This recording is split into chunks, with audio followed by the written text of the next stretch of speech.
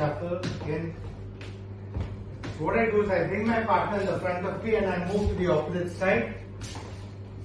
So it goes 1, 2, 3, 1, 2, 3, 1, 2, 3, and straighten my hand and bring her to the shuffle.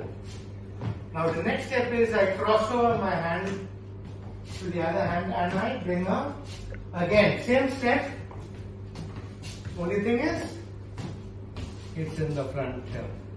Then I move her hand on my shoulders, on her shoulders, and then I go back, front, back, front, back, front. And what I can do is I can go down also. Oh.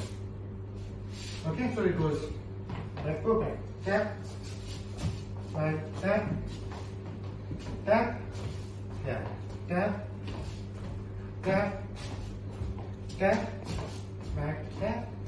Now if I want to change my hand, I will change the hand from the left to the right, from the right to the left, and come back to the shuffle and get back to the basics here.